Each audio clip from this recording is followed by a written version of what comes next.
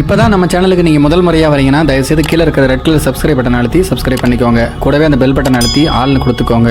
அப்போ தான் நம்ம போடுற வீடியோ உங்களுக்கு தினமும் கிடைக்கும். சரி வாங்க இப்போ நம்ம வீடியோக்குள்ளே போகலாம். காஞ்சிபுரம் மாவட்டம் சுங்குவார் சித்திரம் காவல் எல்லைக்கு உட்பட்ட சிவபுரம் கிராமத்தைச் சேர்ந்தவர் அன்பழகன். இவருக்கு வயது 53. இவர் சென்னை பகுதியில் உள்ள தனியார் பள்ளி ஒன்றில் ஓவிய ஆசிரியராக பணிபுரிந்து வருகிறார். கடந்த 2020ஆம் ஆண்டு கொரோனா முதலாவது அலையின் போது சிவபுரம் வந்தவர் தன்னுடைய குடும்பத்துடன் அங்கேயே தங்கிவிட்டார். இவருக்கு 31 வயதான சோபனா என்கின்ற மனைவியும் மற்றும் 2 குழந்தைகளும் இருக்கின்றார்கள். சுமார் 65,000 ரூபாய்க்கு மேல் சம்பளம் வாங்கும் அன்பழகன் தன்னுடைய மனைவி குழந்தைகளுடன் மிகவும் மகிழ்ச்சியாக தான் வாழ்ந்து வந்திருக்கிறார். இப்படிப்பட்ட நிலைமையில்தான் இவருக்கு தூரத்து சொந்தமான அதே பகுதியில் வசிக்கும் 28 வயதான தர்மராஜ் என்பவர் இவருடைய வீட்டுக்கு அடிக்கடி வந்து போவது வழக்கமாக இருந்திருக்கிறது. அப்போது சோபனாவிடம் அன்பாக பேசிய தர்மராஜுடன் மகன் என்ற உறவு முறை என்பதை கூட மறந்து அவ்வப்போது சல்லாபத்தில் ஈடுபட்டுள்ளார் சோபனா.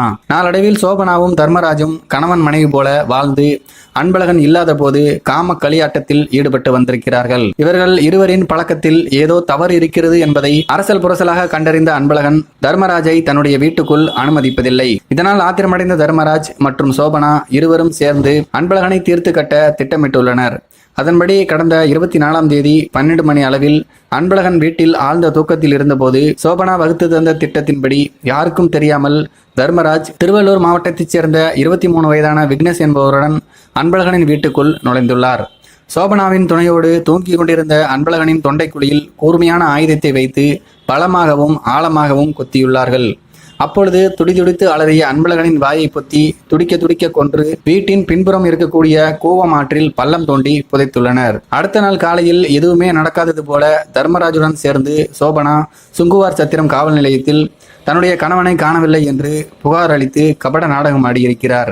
ஏற்கனவே தர்மராஜை வீட்டை விட்டு அன்பழகன் துரத்தி அனுப்பிய பின்பும் தொடர்ந்து அன்பழகனின் வீட்டுக்கு தர்மராஜ் வருவதால் ஊர் மக்கள் சந்தேகமடைந்தனர். உடனே சுதாரித்துக் கொண்ட கள்ளக்காதல் ஜோடி தலைமறைவாகி இருக்கிறார்கள். இதனால் அன்பழகனின் உடன்பிறந்த மூத்த சகோதரர் இவர் முன்னாள் கிராம நிர்வாக அலுவலர்.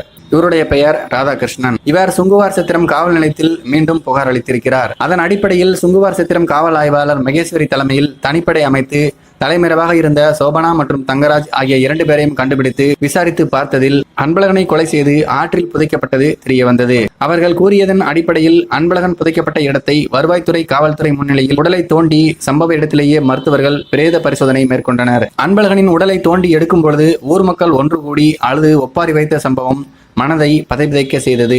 மேலும் குற்றவாளிகள் 2 பேரையும் கிராம மக்கள் மிகுந்த ஆக்ரோஷத்தோடு தாக்க முயற்சி செய்தனர். கை நிறைய சம்பளம் வாங்கும் அமைதியான குணம் கொண்ட ஓவிய ஆசிரியரான கணவனை கொலை செய்துவிட்டு காணவில்லை என சோபனா கபட நாடகம் ஆடியது வெளிச்சத்துக்கு வந்ததால் அந்த பகுதி மக்கள் சோபனாவை திட்டி தீர்த்து காரி துப்பினர்.